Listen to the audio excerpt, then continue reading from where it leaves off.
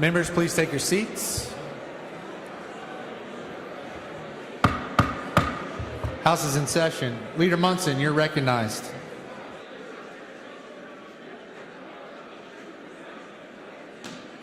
Members, please take your seats.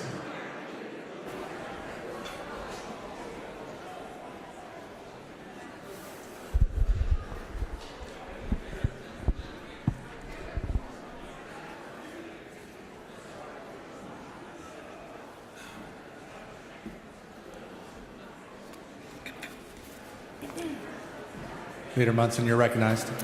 Thank you. Thank you, Mr. Speaker. Members, for a point of personal privilege. As you all know, Ryan Kiesel passed away on Friday, February 1st, 2025. He served in the Oklahoma House of Representatives from 2006 to 2010. He was the state representative for House District 28 in Seminole. He was a civil rights attorney, director of the ACLU, and a lobbyist for the cannabis industry. To many of us, he was Ryan Kiesel, Brother Kiesel, Kiesel, our friend. To those most special to him, he was husband and dad. A personal hero of mine and to many, who taught us how to stand firm in our values while making space to build relationships with those who could too easily be deemed as solely opponents. Rare today, but a priority for Ryan. Very early in my first session, I made a vote I still regret to this day. As someone who knew me and supported me, he challenged me on that decision. He challenged me with grace and took the opportunity to mentor me in that moment. He reminded me that my constituents sent me to the state capitol because they trusted me, especially with tough decisions, and whether they agreed or disagreed with me, I would continue to earn their support by being myself. He gave Representative Bennett a chance as his college intern.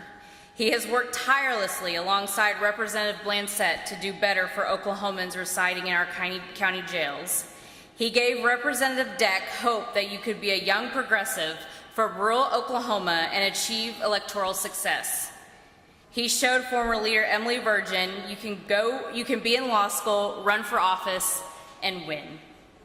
He inspired many attorneys who practice law today in criminal justice reform, civil rights, cannabis, and beyond. I believe and know he was inspired and admired by his fiercest opponents too.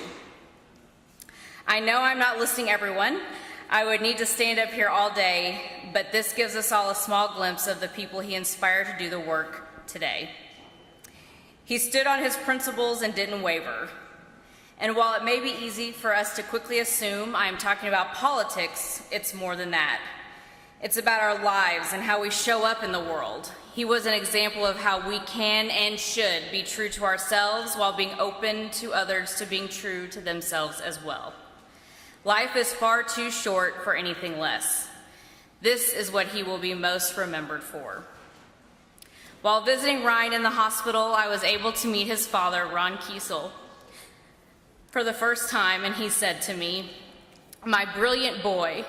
He would come talk to me using his big words that I didn't understand, and I would tell him, "Boy, don't use those big words. Talk to me like the farm boy that I am." And he would.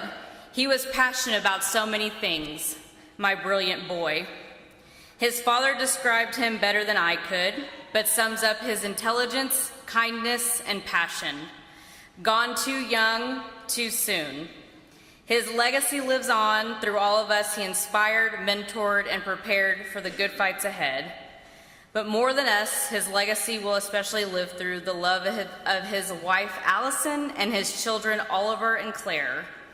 We are here for all three of you. Mr. Speaker, members, join me in a moment of silence to honor the life of Representative Ryan Kiesel, our friend.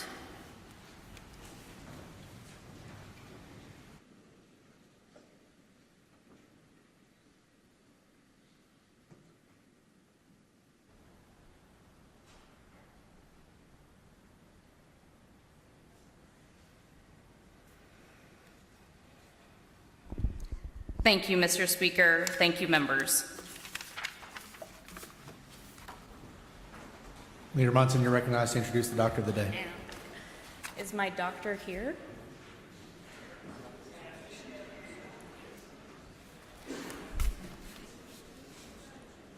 Did you bring him? We're getting our first day jitters out. Nice to have you, Mr. Speaker. Recognize? Yes. Thank you, Mr. Speaker. Members, Dr. Bradley Margot, president of the Oklahoma County Medical Society, began his career as an orthopedic surgeon with McBride Clinic in 2009. He grew up here in Oklahoma City and attended the University of Oklahoma, where he majored in finance. Dr. Margot always knew he wanted a career in medicine after learning about it from his grandfather, Dr. Marvin Margot, who was Oklahoma County Medical Society president in 1967. Dr. Margot attended OU College of Medicine and graduated in 2003. He followed with an orthopedic residency at OU, followed by a fellowship in New York at the Insull, Scott, and Kelly Institute. He has been a member of OCMS and OSMA since the beginning of his career. A member of the inaugural Physician Leadership Academy class, Dr. Margot has served as chair of the OCMS Finance Committee and currently serves on the board of directors. Dr. Margot is married to his wife of 25 years, Debbie, and together they have 3 sons, Jake, Will, and Sam.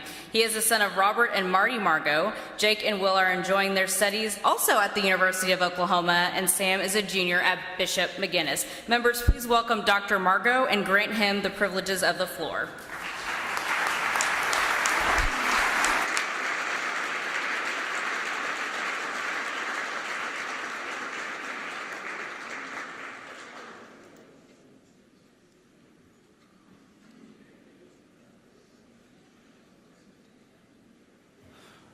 Great to have you today, Dr. Margot.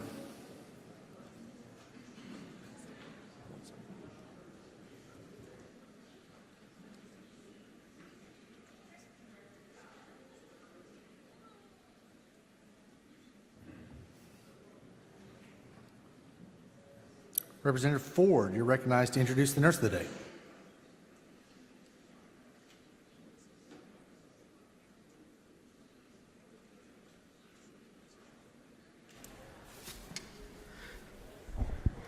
Thank you, Mr. Speaker. Members, I am just really thrilled to be here today. And let me begin by welcoming everybody back to the 60th session, legislative session. And it is my honor today to be able to recognize Dr. Cassie Ng as Nurse of the Day. Dr. Ng is from Broken Arrow. She is highly decorated with honors. She's a member of the Oklahoma Leadership Class of 37. She is a Chapman Award recipient.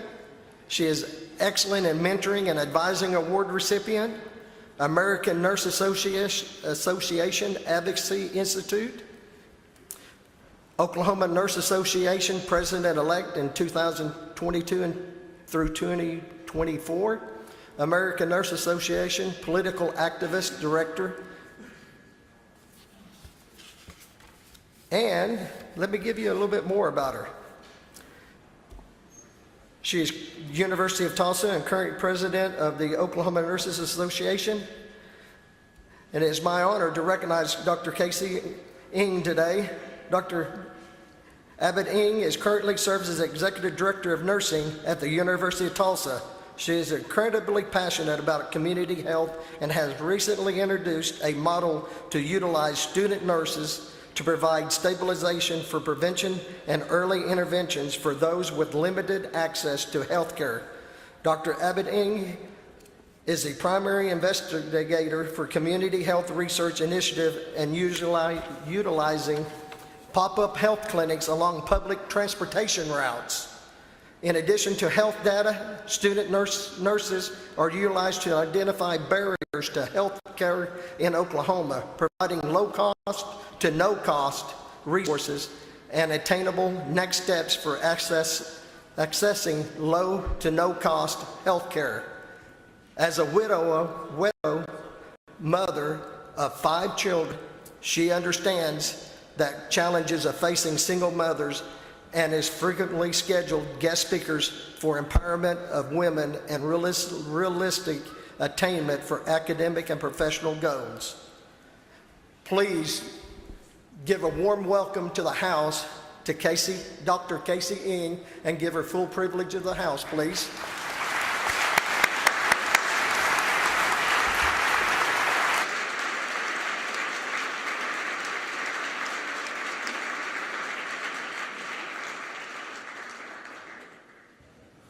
Dr. Ng, we're delighted to have you. Welcome to the People's House.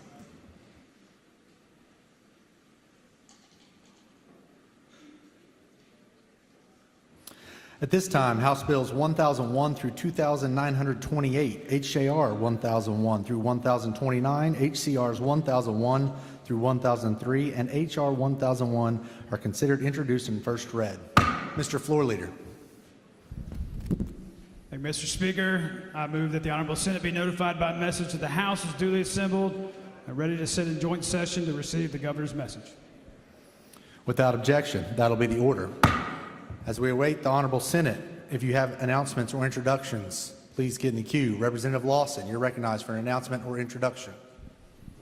Thank you, Mr. Speaker. Member, we have some very honored guests here today.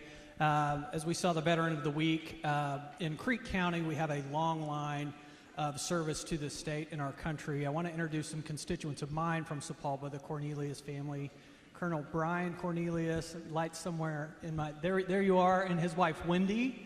And Wendy is the daughter of retired Lieutenant Colonel John Mark Young and the granddaughter of the Honorable John Wallace Young, who served in the state Senate. And a lot of their sons are here with him with us today, many of whom I would fully expect to become Marines themselves.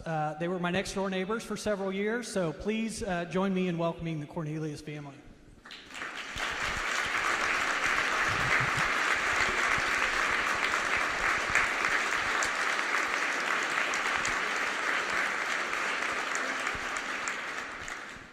And Mr. Speaker, if I may, I am partial. My favorite constituents are here. My beautiful wife, Pam Lawson, who allows me to come down here and do this year after year. My mother, Vicki Byer, has made the journey today. My stepson, Asher Hewlin, and the curly-headed little girl up there who is Daddy's little lady, little Ivy Ruth Lawson, are with us today. Guys, I love you. Thanks for letting me come down here and do this. Thanks for being here.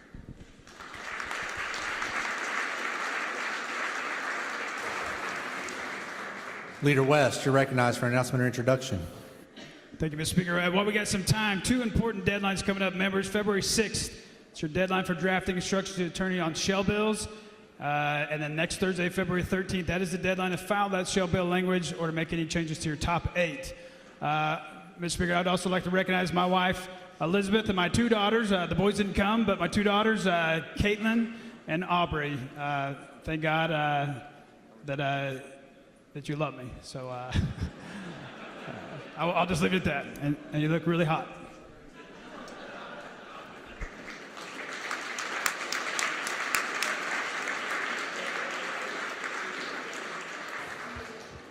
Also, thank God those beautiful little girls got their looks from their mother. Representative Fugate, you're recognized for an announcement or introduction. Thank you, Mr. Speaker. Members, if you'll direct your attention to the North Gallery, I have 2 guests here today, Dr. Emily Stacy and soon-to-be Dr. James Davenport. These 2 are responsible for teaching the next generation of students at the college level about the work we do and trying to make sense of it. They are joined today with a star pupil of theirs by the name of Shanacy, and I'm not seeing her. She must be here someplace. But if you would welcome them, I appreciate it. Thank you.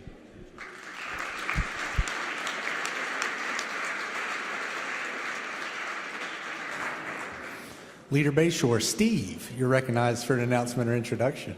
Thank you, Mr. Speaker. Members in the South Gallery, I'd like to introduce someone very special to me, my wife, Christy Bayshore.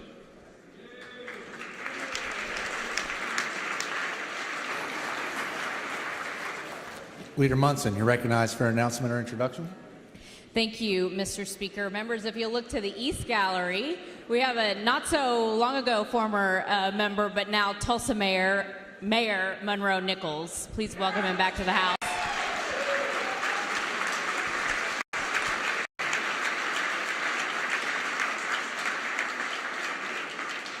Leader Munson, you're recognized. Thank you, Mr. Speaker, and also with him on his staff, former Representative Shane Stone. Please welcome him back to the House.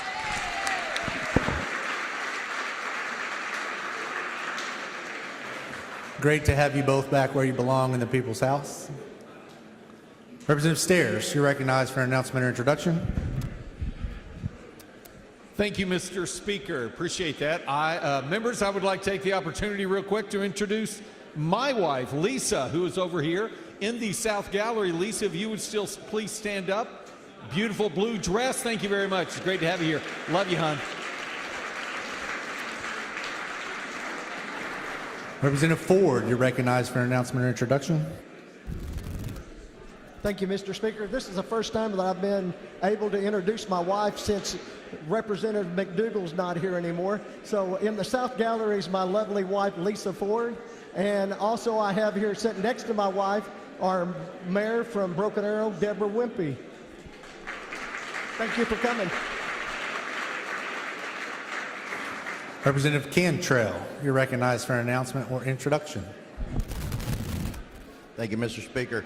In the South Gallery, my beautiful wife is here with me today. She doesn't get the opportunity to come to the Capitol as often as I'd like for her to, so if y'all please welcome her. And if you see the Cantrell boys running around the halls today, say hi to them because they're here today too. Thank you.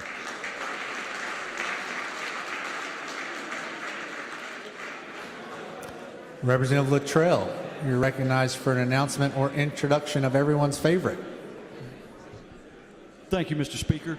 Members, if you direct your attention to the rear of the chamber in the gallery, we are once again this year privileged and honored to have with us tribal leaders from across the great state of Oklahoma. Tribal leaders and your staff, would you please stand so we can recognize you, please?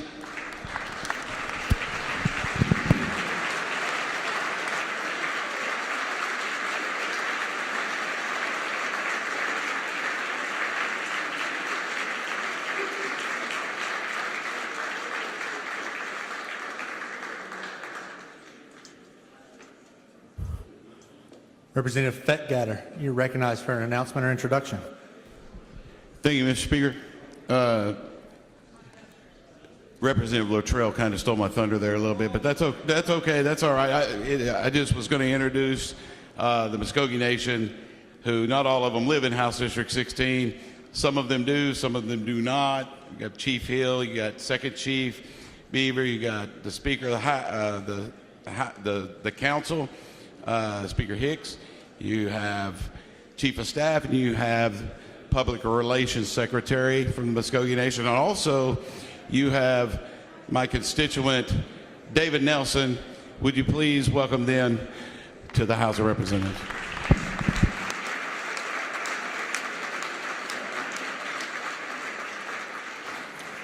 Representative Schreiber, you're recognized for an announcement or introduction. 22 years ago today, my oldest daughter was born, and like every parent, brother, sister, mom, dad, grandpa in this room, my life was changed forever. Happy birthday, Sadie. We love you. We let you go off to college. Now come on home. Oklahoma's waiting.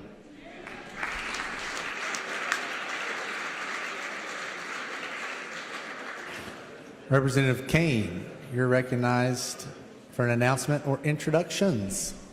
Thank you, Mr. Speaker. The floodgates are open, and I'm jumping in. I can't go today without introducing my beautiful wife, Barbara, in the South Gallery, and our lovely daughter, Betsy Dutcher. Thank you guys for being here.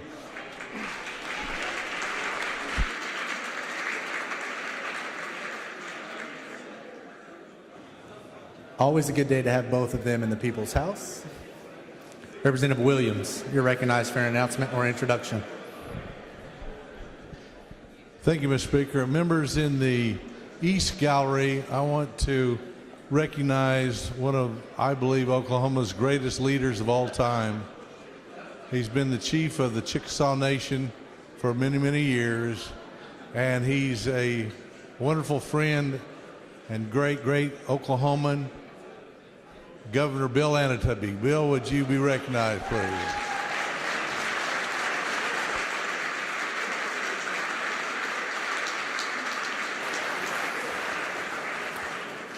Representative Williams, you're recognized for another announcement or introduction. Yes, and we have a couple of former neighbors in the gallery here. In the North Gallery, John and Joyce Stitt. We used to be neighbors. I've bought hay from him before his son ever became governor. John and Joyce Stitt. Great to have you here.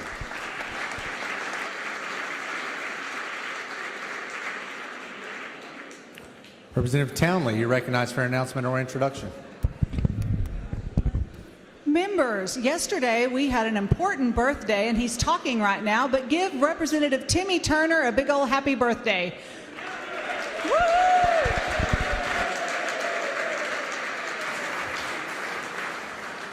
Representative Hassenbeck, you're recognized for an announcement or introduction. Thank you, Mr. Speaker. I'd like to introduce two of our university presidents. We have Kyle Stafford in the back. Hello. And we have Joe Harris from the University of Oklahoma in the back. Welcome, gentlemen.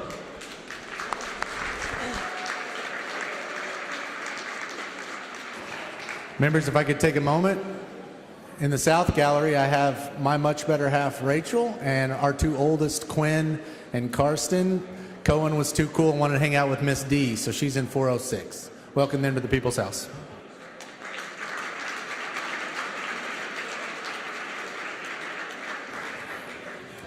Representative Archer, you are recognized for an announcement or introduction. Thank you, Mr. Speaker. I would like to recognize a couple of constituents. Most importantly, Katie Archer up here in the South Gallery. Welcome, Katie. As well as Director Gatz and Treasurer Todd Russ.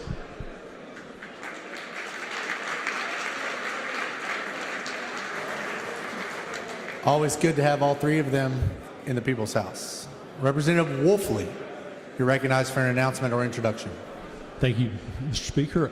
If you direct your attention to the South Gallery, I'd like to introduce my best constituent and my wife of 50 years, Brenda Wolfley.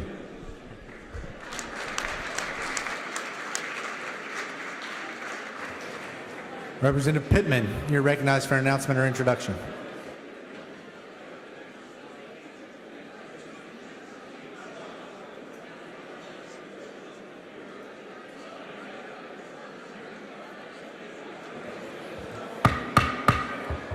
Members, Representative Pittman, you're recognized for an announcement.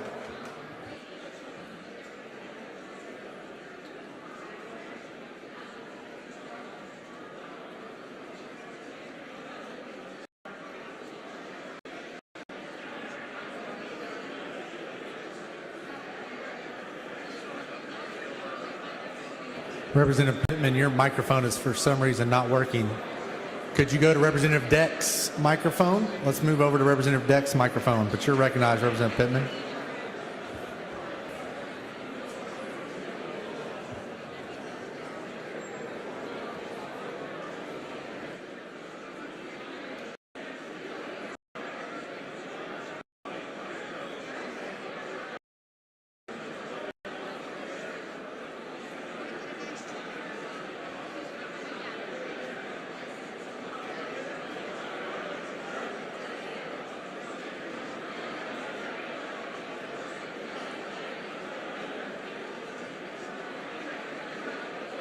The House will stand at ease, awaiting the arrival of the Honorable Senate.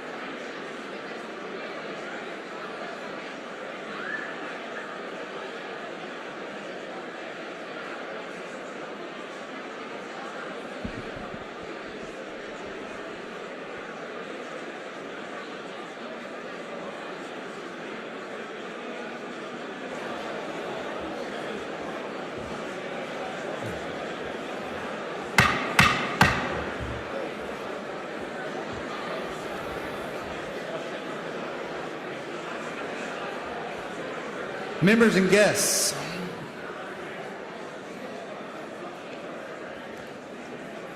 welcome to the second joint session of the first regular session of the 60th Oklahoma Legislature. It is my extreme pleasure to introduce Lieutenant Governor of the state of Oklahoma, Matt Pinnell, to preside over joint session.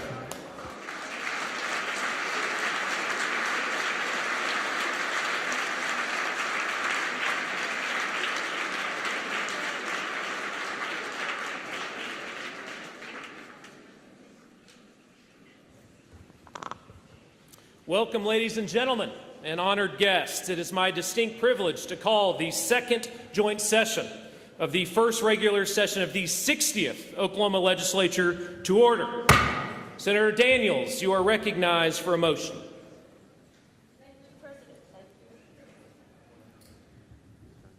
Thank you, Mr. President. I move that the attendance roll call of the Senate be considered the roll call of the Senate in joint session. You've heard the motion. All those in favor say aye. Aye. All opposed, nays. The ayes have it. The motion is adopted. Representative Josh West, you are recognized for a motion. Thank you, Mr. President. I move that the attendance roll call of the House be considered roll call of the House in joint session. You've heard the motion. All those in favor say aye. Aye. All opposed, nay. The ayes have it. The motion is adopted. I hereby declare a quorum of the House and Senate present and a joint session of the Oklahoma Legislature duly assembled. Ladies and gentlemen, serving as our chaplain today for the joint session is Pastor Ronnie Wilson. Would the members and guests in the gallery please rise as you are able for the invocation. Following the invocation, please remain standing for the posting of the colors by Choctaw High School Air Force Junior ROTC. Thank you, Lieutenant Governor. Philippians 4 through 8 says, "Rejoice in the Lord always. I will say it again, rejoice. Let your gentleness be evident to all. The Lord is near. Do not be anxious about anything, but in every situation, by prayer and petition, with thanksgiving, present your requests to God. And the peace of God, which transcends all understanding, will guard your hearts and your minds in Christ Jesus." Finally, brothers and sisters, whatever is true, whatever is noble, whatever is right, whatever is pure, whatever is lovely, whatever is admirable, if anything is excellent or praiseworthy, think about such things. I invite all of Oklahoma to pray. Lord, we rejoice in a new session filled with opportunity. We do not know what tomorrow holds, but we are confident in who holds us. So we pray for your peace that surpasses all comprehension. We bring all of our anxieties and concerns before you and make our requests known through prayer and with thanksgiving. Teach us to think about the honorable, righteous, pure, and lovely. We desire excellence in our thoughts and in our focus. Thank you for each member. Guard their hearts and their minds in Christ Jesus, and through them, bless the great state of Oklahoma, our home, in Jesus' name. Amen.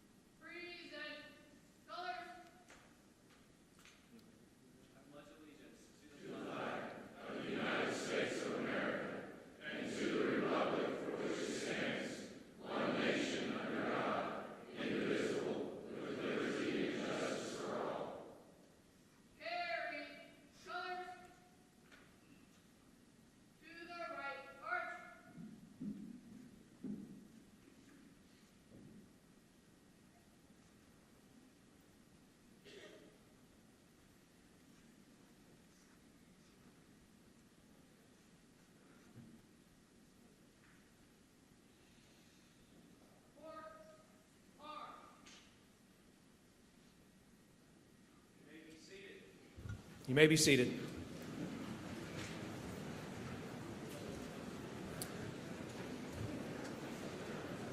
But just briefly, ladies and gentlemen, please join me in recognizing the officers of the executive branch and statewide officials.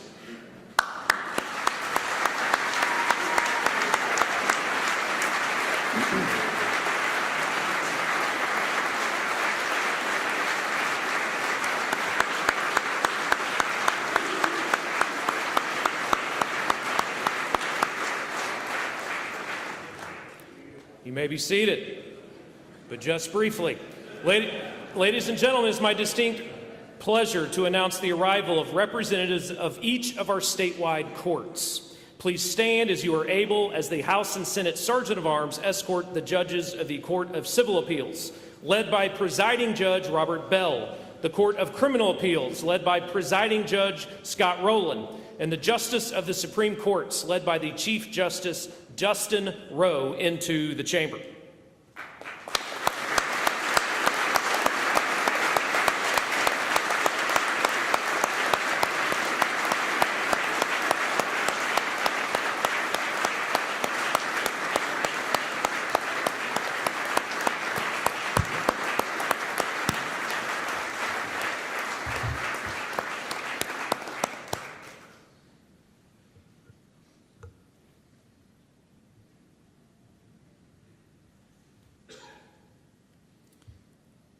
You may be seated. Senator Daniels, you are recognized for a motion. Tell me when the light comes on. Mr. President, I move that the President of the Senate and the Speaker of the House appoint members from the Senate and House respectively as a joint committee to notify the governor that the first regular session of the 60th Oklahoma Legislature is assembled in joint session and ready to receive his message. As the President of the Senate, I am appointing the following senators to serve on the Governor's Escort Committees: Senator Yeck, Senator Rader, Senator Stanley, Senator Daniels.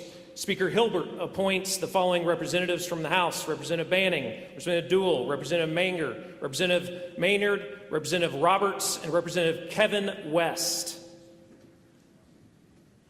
The Chair recognizes Senate Sergeant of Arms Adam Kane for an announcement. Mr. President, the Joint Committee from the House and the Senate and the Chief Executive, the Governor, the Honorable Kevin Stitt.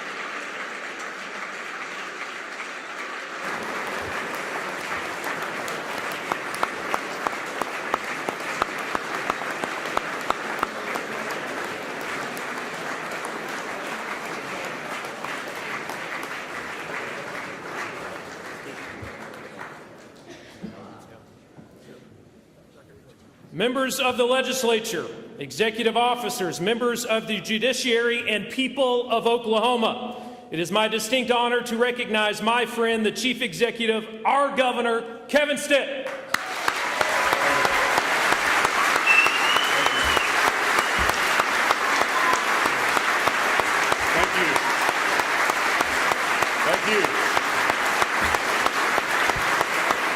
Thank you.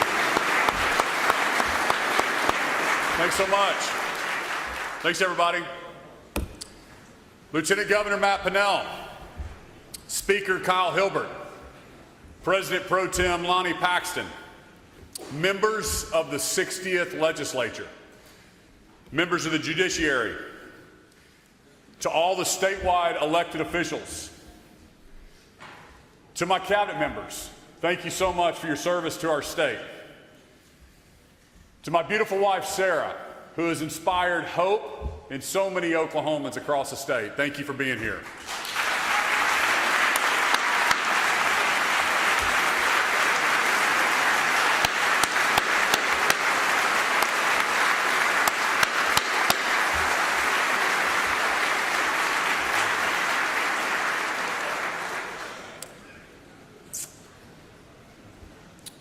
To the tribal leaders, thank you so much for being here. To my mom and dad, thank you for your love and support and for being here today. To my children who are here, I know it was either school or come hear Dad talk, but I appreciate the effort. And most importantly, to my fellow Oklahomans, I am so thankful to my Heavenly Father for allowing me to stand before you today to deliver my 7th State of the State address. And I am so excited to make 2025 the very best year in our state's history.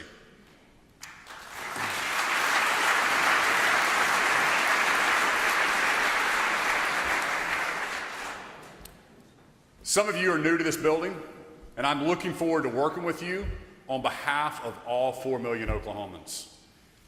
Many of you are seasoned veterans, and we have gotten so much done over the last 6 years together. We built the largest savings account in our state's history. We passed the largest tax cut our state's ever seen. Our economy is the strongest it's ever been. We have become a top 10 state for business. We're number 4 for GDP growth. We're number 2 in lowest cost of doing business. We're number 8 in net migration to our state. We have 3,500 fewer kids in foster care than we did when I took office.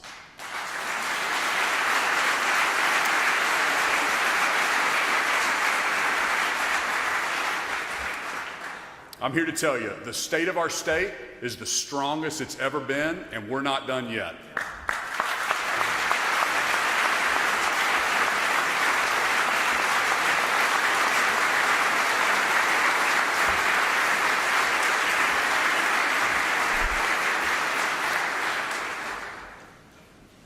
Let's continue to build on this progress and make Oklahoma the very best state to live, to work, and to raise our families. For those of us in this room, I want to remind you, we are here for such a time as this. We're going to face challenges, but we're stronger when we face them together, as fellow Oklahomans and as fellow Americans. I've thought a lot about what we've been called here to do. To build on the success of those who came before us, to steward what we've been given, and to dream about what's possible for our kids and our grandkids. I believe we're here to pursue something greater than ourselves, something that will show the world what Oklahoma is all about. Winston Churchill said, "The price of greatness is responsibility." That means sacrificing now for future benefit. And the reality is, there's going to be pain either way. The pain of discipline now or the pain of regret later.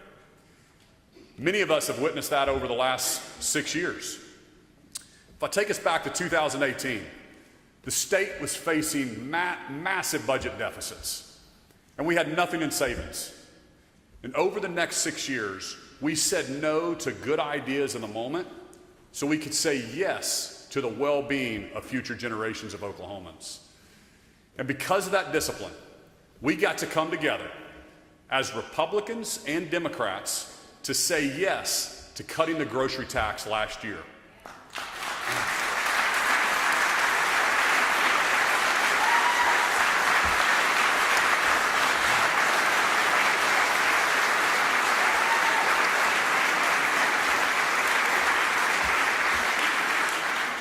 This makes life more affordable for millions of Oklahomans across our state when inflation is crushing working families.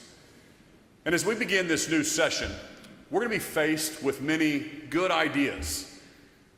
The greatness of our state depends on discipline and the willingness to set the right priorities, even when it's difficult. In 2019, I said the Oklahoma turnaround starts right here, right now. And we've seen that turnaround happen. Let's not go back to 2018. And I want to set a savings floor of $4 billion to ensure we can weather any financial storm. It's conservative policies like this that protect the American dream in Oklahoma. But what is the American dream? On its face, it's the ability to have a family, own a home, have a good job, and build the life you want. And it springs from the belief that with hard work and resilience, you can accomplish anything God puts on your heart. But the American dream, it's not guaranteed. We have to have the courage to fight for it. This past election signaled a shift in the way we think as a nation. More and more Americans are moving away from the extremes and they're turning back to the values that have always defined our success. Personal responsibility, resilience, family values, and hard work. Not DEI, government mandates, or regulations.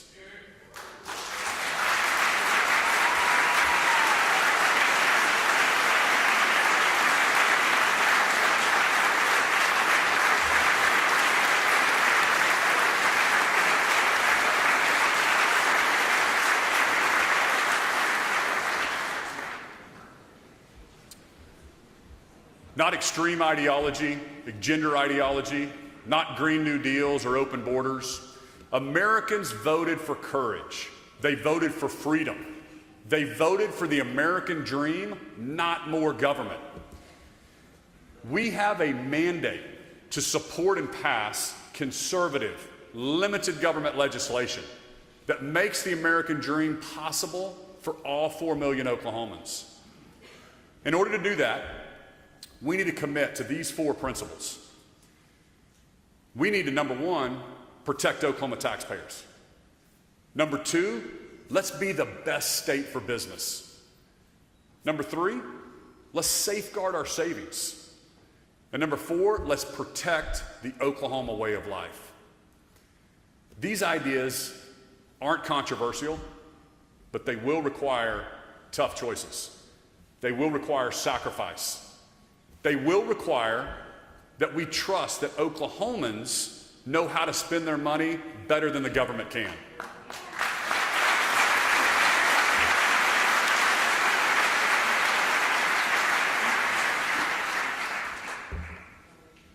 That we trust that businesses, they want to make our state better for everyone by creating jobs and investing in their communities. That we say no to the good now so we can say yes to the great later.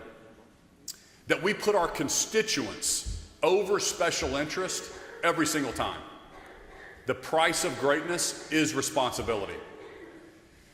We need to ask ourselves, how big should government be? States like Texas and Florida, they spend less per person than any other state. They also have no income tax. And you don't hear anyone complaining about their roads, their schools, or their hospitals. States all around us, Nebraska, Missouri, Arkansas, Colorado, even Louisiana, are cutting their income taxes and have lower rates than we do. If we don't act quickly, we're going to be left behind and we're going to be considered a high tax state. So I'm calling for half and a path. A half a point cut to the individual and the business income tax, and a path to zero income tax.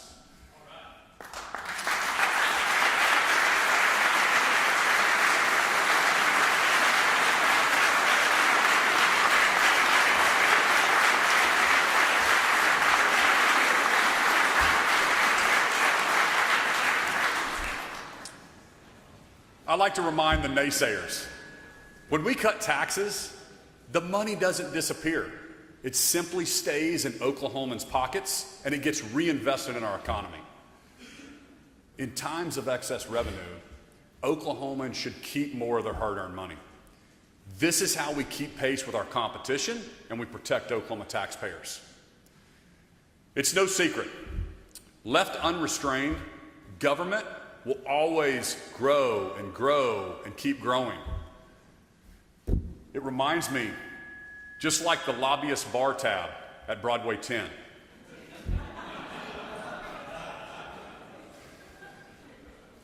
President Trump and Elon Musk, through Doge, will determine the economic trajectory of our nation.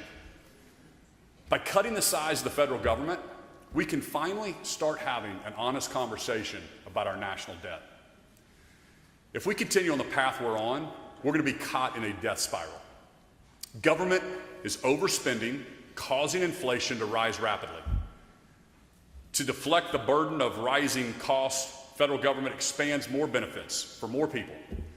More people end up relying on the government, resulting in more deficit spending. It's a great big cycle. And now we are spending a quarter of our federal income, 25%, to make interest-only payments on our national debt. That's more than we spend on our national defense. I was at Mar-a-Lago a few weeks ago, and I talked to President Trump about Doge. And I'm excited about the momentum, and we're going to build on it here in Oklahoma. Today, I'm launching Doge OK to keep the focus on flat budgets and limited government.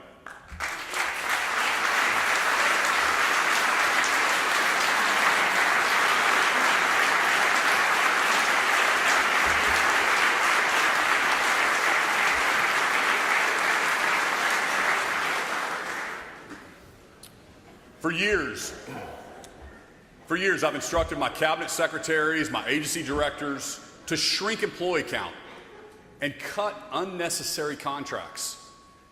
I'm committed to having fewer state employees at the end of my term than when I took office in 2019. I also mandated an end to work from home policies for all state employees so we could better serve the people of our state. Even still, we have public officials who have asked the legislature to double the size of their budget. Our constituents voted for fiscal conservatism, not growing government. If people hear me say one thing, it's that I want Oklahoma to be the very best state for business. And by being the best state for business, we are paving the way to be the best state for education, the best state for infrastructure, and the best state for families. Rising tides lift all boats. And the world is taking notice of our efforts. This past year, a manufacturing company announced that it's going to invest $620 million in Oklahoma, bringing thousands of jobs and spurring more economic growth. Every day, people from around the world are chasing the American dream all the way to places like Stillwater and Guyman and Medill and Inola. Just this last year, 274 companies, they expanded or they moved to Oklahoma. Entrepreneurs created over 31,000 new jobs, lifting their communities and contributing to our state. This is not an accident. Here in Oklahoma, we have business-friendly policies and the most affordable, reliable energy anywhere in the world due to limited government, common sense, and clean-burning natural gas.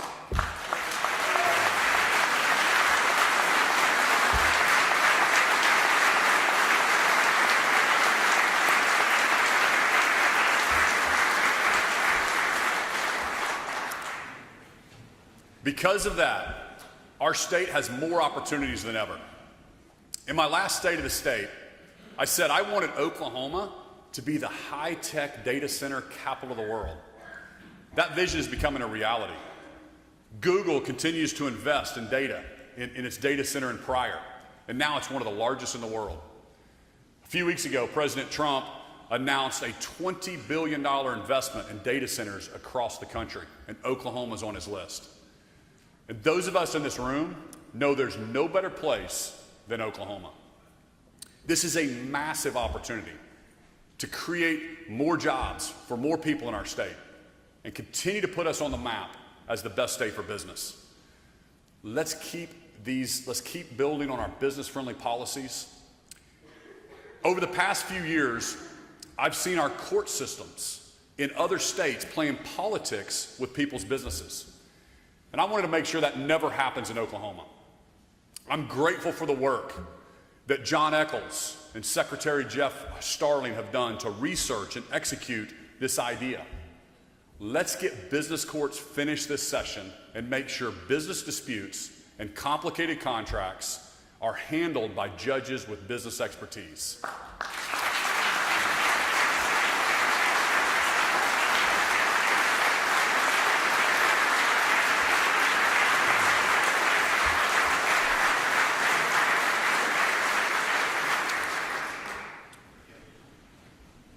It's policies like these that make our state something to brag about.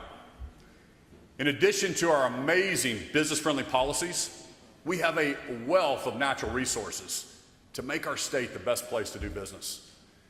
Oil and gas giants like Devon and Continental and ONEOK, they continue to grow their footprint here.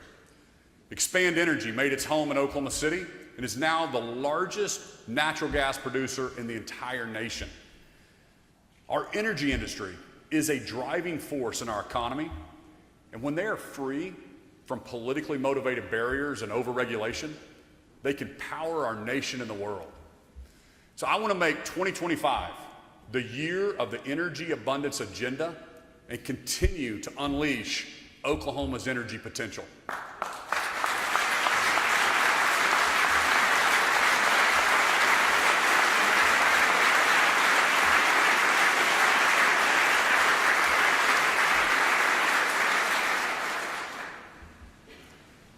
So let's make sure we can build more generation on the meter and behind the meter to keep our energy the most affordable and reliable in the nation. Because we're top 10 for business, it's time we make sure we're top 10 in education. When Oklahomans elected me, they elected a businessman with a fresh set of eyes to challenge the status quo. We'd spent too many years settling for an education system that was failing our kids. So we ushered in the largest education freedom movement in the nation. And just recently, Oklahoma was ranked number 4 in the nation for education freedom. I believe that when you inject competition, everyone gets better. And we're seeing that here in our school systems. We passed open transfers in our state. Now kids aren't trapped in a neighborhood school. Then we passed a tax credit so money could follow the student. Now thousands of kids can go to the school where they learn best. We paved the way for the first ever religious charter school in the nation.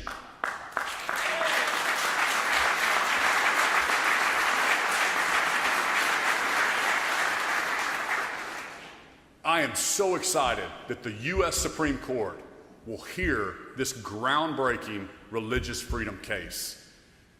After all, the government shouldn't stand in the way of a parent's right to educate their children in line with their values. But we also need to make sure kids are in the classrooms. I've had parents from all over the state reach out to me with concerns about virtual school days.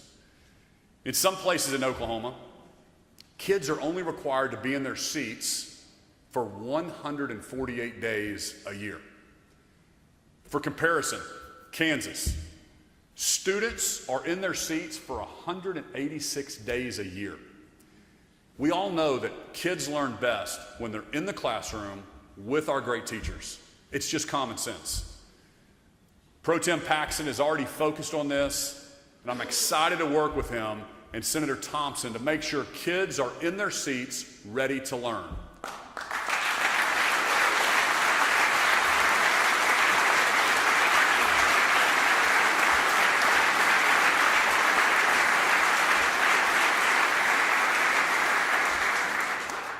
So let's eliminate virtual days in our public schools altogether.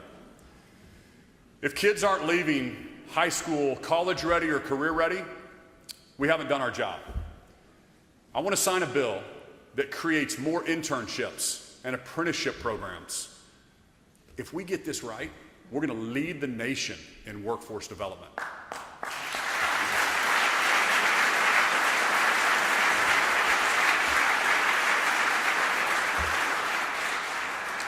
Companies from around the world will move operations to Oklahoma because it'll be clear that we have the strongest workforce.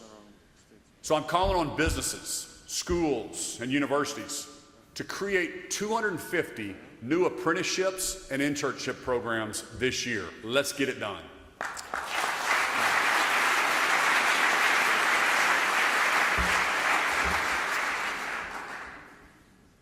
Now that we've got kids in the right classrooms, they need to be free from distractions. This past fall, I challenged schools to implement phone-free school policies. And I want to brag on Rob Miller, who's here with me today. He's the superintendent of Bixby Public Schools. Through his years in education, he's noticed a clear decline in his students' attention and performance as cell phone use has increased in his schools. To him, the solution was clear. Kids learn better when they aren't distracted by cell phones or social media. So he implemented a cell phone-free policy in Bixby Public Schools, and he's seen a huge improvement in his students. Rob, thank you for being here today and for your work to help our students succeed.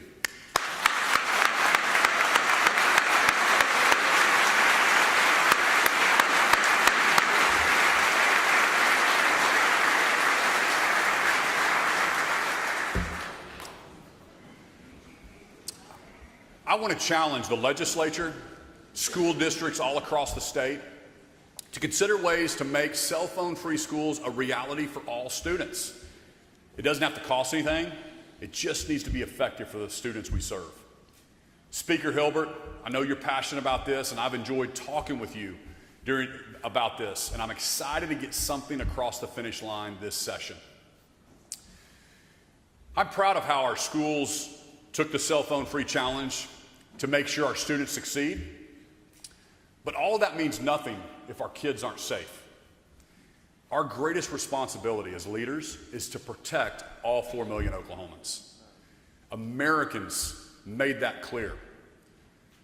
They want their president to defend our borders and protect our communities. I sent our National Guard troops to Texas to help secure our southern border. We vocally oppose sanctuary city policies and push for the deportation of criminals who were here illegally.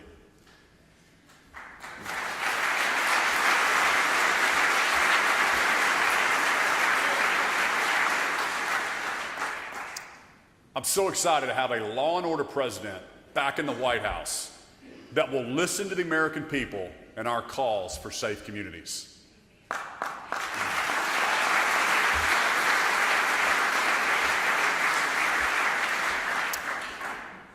On day one in office, President Trump closed the border and made it clear that illegal immigration would no longer be tolerated. I launched Operation Guardian here in Oklahoma to help keep our communities safe.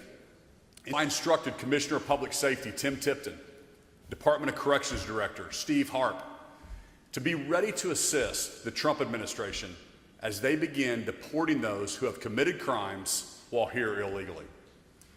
After all, the Oklahoma taxpayers shouldn't be paying millions of dollars a year to keep criminals incarcerated when they shouldn't be in our state to begin with.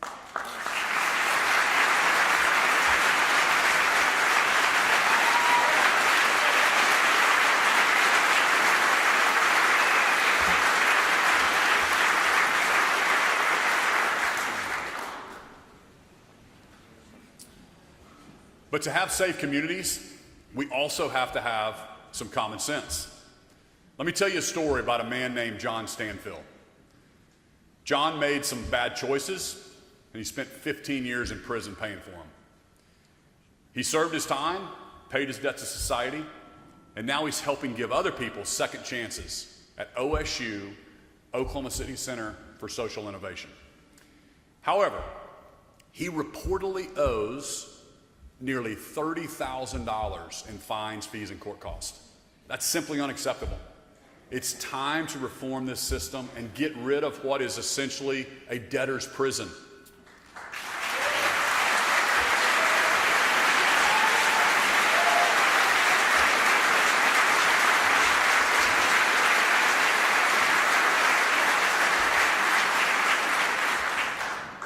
We know that high fees keep people trapped in this cycle and contribute to higher recidivism. It doesn't make sense. I want to change that structure and make sure that a second chance is actually a second chance and get rid of these fines, fees, and court costs for good. John is with us here today. John, thank you for letting me tell and share your story with everyone.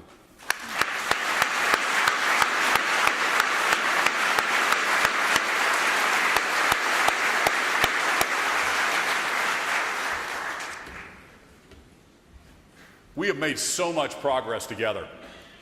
Nearly 40,000 Oklahomans have received a second chance because of our efforts over the last 6 years. We've closed 4 prisons, saving Oklahoma taxpayers hundreds of millions of dollars. We are on a trajectory to top 10, and we're going to continue to lead the nation in common sense criminal justice.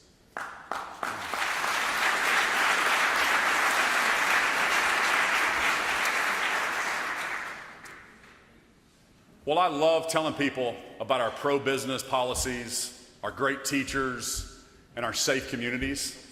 At my core, I love to brag about how much we value faith and family in Oklahoma. And I wanted to cement this priority, so I created the Office of Faith-Based Initiatives. This office focuses on bringing the faith community and the nonprofit community together to solve problems the government can't. Daniel and May Cave, they lived in Choctaw, Oklahoma. They lost their home and all their belongings in a fall tornado. The Office of Faith-Based Initiatives helped connect the Caves with Hera Baptist Church, which provided them with meals, childcare, clothing, and moving assistance. It was the perfect display of the Oklahoma standard, neighbors walking with neighbors. I want Oklahoma to be the example for the rest of the country when it comes to connecting churches and nonprofits with people in need. Daniel and May,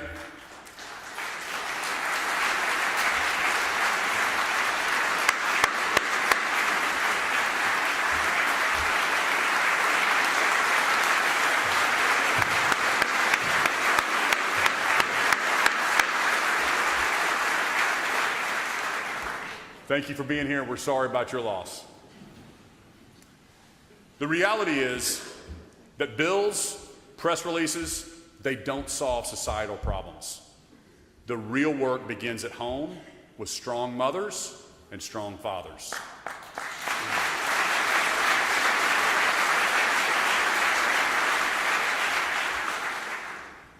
For the past 2 years, I declared November Family Month. And I encouraged Oklahomans to spend more intentionally quality time together. And I'm looking forward to celebrating Family Month every year because now, more than ever, we need to promote strong families. It is so clear to me that families are the drivers for success in nearly every area. And I say it all the time, kids need their moms and their dads. But right now, our nation is experiencing a crisis of fatherlessness. The result, less resilient families and less resilient children. At the end of 2022, nearly 250,000 Oklahoma children were living without a father in the home. Nationally, 71% of those who dropped out of high school, they grew up without a present father in the home. 66% of juveniles in state custody experienced fatherlessness. But here's the secret. We have the power to change this. The numbers don't lie. Kids with engaged fathers are 43% more likely to get A's in school, twice as likely to go to college, 80% less likely to spend time in jail. We can turn the statistics around just by continuing to uplift families and promote marriages. And that can start at the dinner table. In my family, we've worked hard to make Friday night a sacred time for us to come together to share a meal. Sarah and I use this time to talk with our kids, catch up on their weeks, and I challenge each of us to start with just one extra meal. Studies have shown that sharing family meals results in improved school performance, better family relationships, improved nutrition, and a lower likelihood of future substance abuse.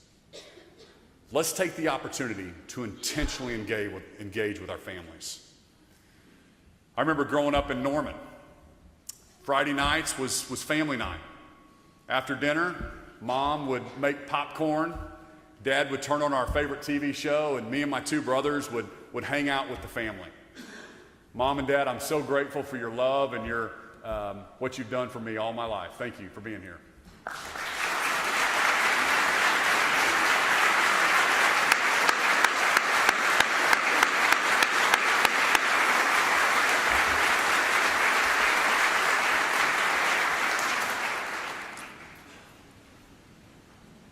This is how we make the American dream possible in Oklahoma. If we want a strong nation, we have to have strong communities. If we want to have strong communities, we have to have strong families. And if we want to have strong families, we must have strong fathers. The health of our nation comes directly from having strong fathers in the home. That's why I put such an emphasis on fatherhood programs in my time in office. But this isn't a policy idea or a funding request. It's a request for each of us in this room to take the responsibility to lead our families well. Our positions as elected leaders are not the most important positions we hold. Our roles as fathers and mothers and family members will do far more for the future of our society than the nameplates on our doors.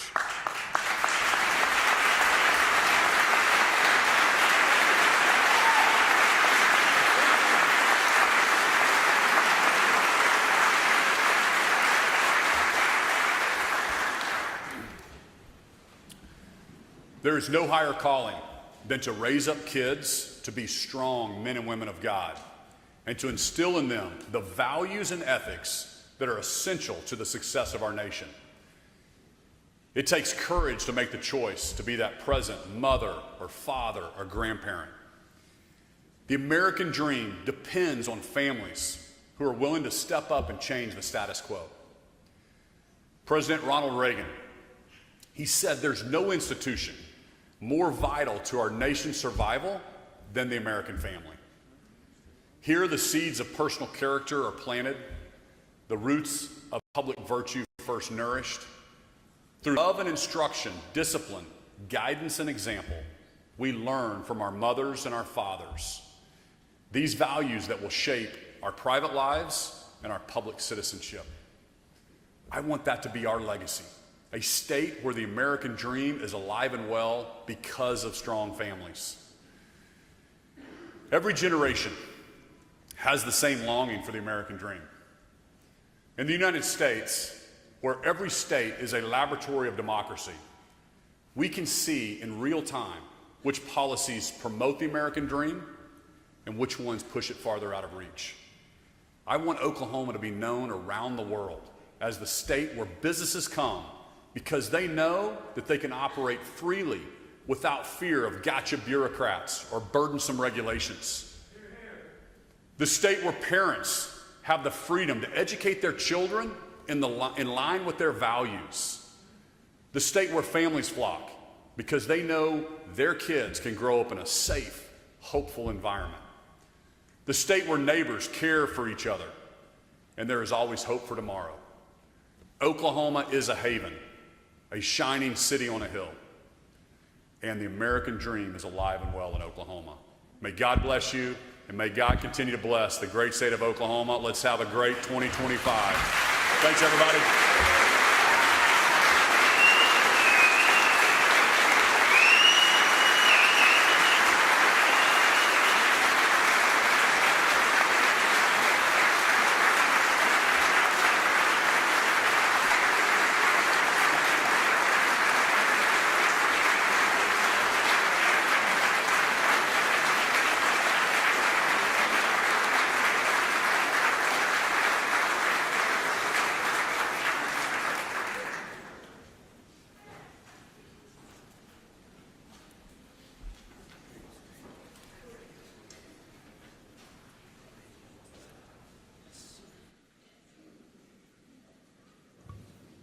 Representative Josh West, you are recognized for a motion.